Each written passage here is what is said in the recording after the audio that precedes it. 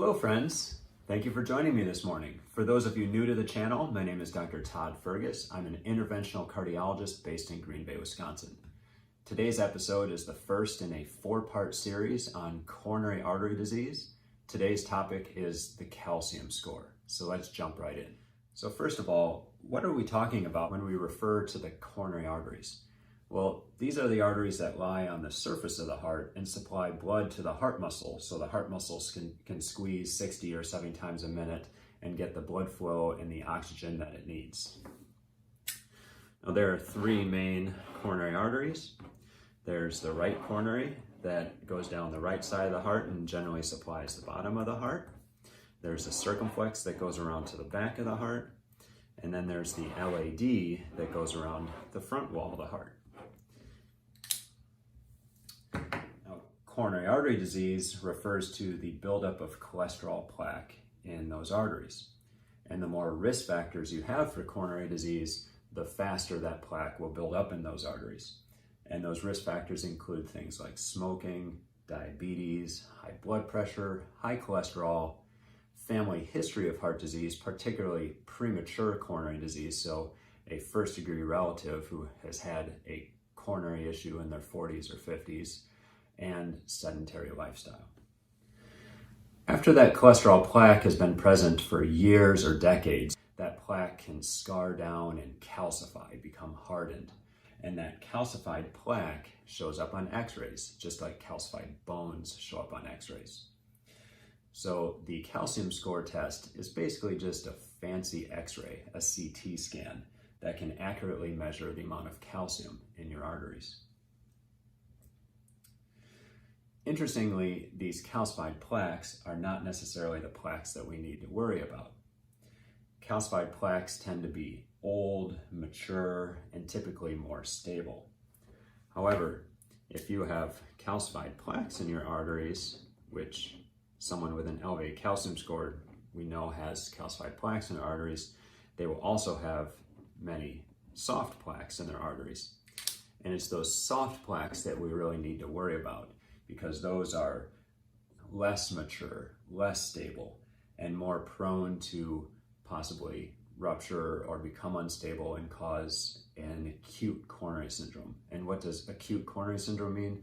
It means heart attack or unstable angina. Some people call unstable angina a pre-infarction syndrome. Having an elevated calcium score tells us that there's plaque in the arteries. And you might say, well, I feel fine now. Why should I worry if there's plaque in my arteries? Well, just the presence of that plaque means that that patient has at increased risk of cardiovascular events. And those cardiovascular events include stroke, heart attack, and cardiovascular death. However, it's not all bad news, because fortunately there are many things that we can do to reduce that risk of cardiovascular events. When we're doing things to reduce the risk of cardiovascular events, what we're primarily trying to do is prevent plaque rupture. And what do I mean by plaque rupture? Well, cholesterol plaques have typically a fibrous cap, or a layer of tissue that overlies the cholesterol grunge that's inside the plaque. And if that fibrous cap were to tear or fissure, something that we call plaque rupture, then you can get a blood clot that grabs onto that plaque and suddenly takes that non-occlusive 20 or 30 or 40% narrowing, and then suddenly turning that into 100% narrowing, cutting off the blood flow to the heart and causing a heart attack. So our primary goal in treating coronary disease is preventing plaque rupture. Well, how do we do that? Well, there are multiple things that we can do to stabilize cholesterol plaques.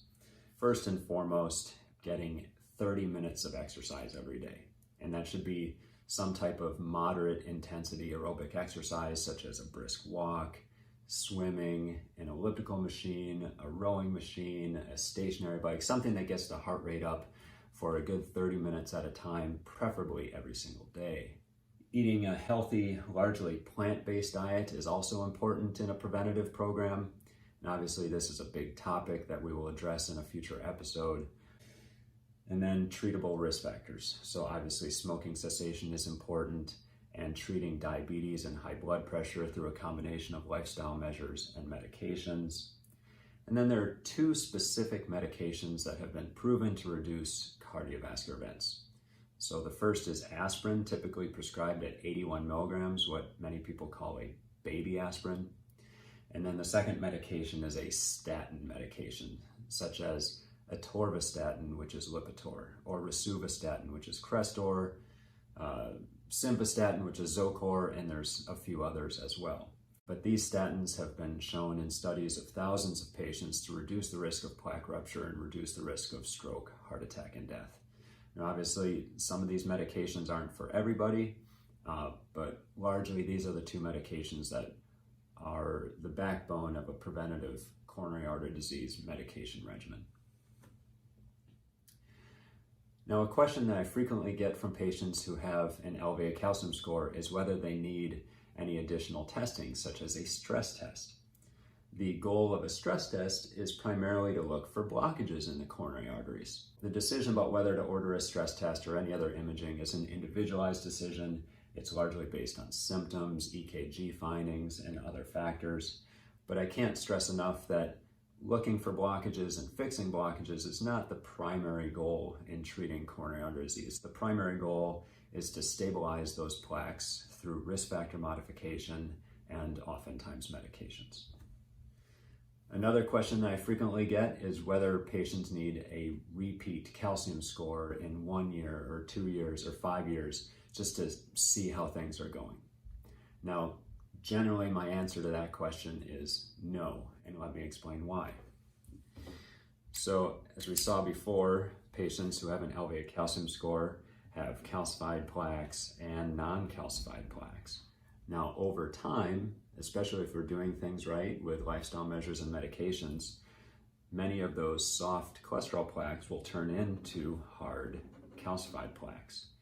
Those hard calcified plaques are more mature and more stable, which is a good thing.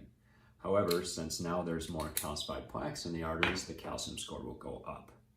So in patients who do get repeat calcium scores and they see their calcium score has gone up, oftentimes they get frustrated and think that this is a bad thing. They think that they're doing something wrong. But in general, when the calcium score does go up a little bit, or even to a moderate degree, it just represents that there's more stable calcified plaques there. There is one time that I do recommend getting a repeat calcium score, and that is when the original score was 0. Because when your first score is 0, that implies that that patient is in a lower risk category and maybe can be more relaxed about cholesterol treatment, be a little bit more relaxed about blood pressure goals.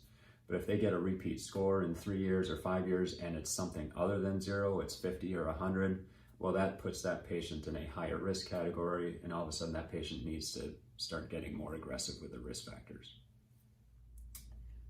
Well, thank you for joining me for this discussion today. I hope you liked it, and if you did, please hit the like button and subscribe to my channel. In the meantime, stay active, eat healthy, and be well.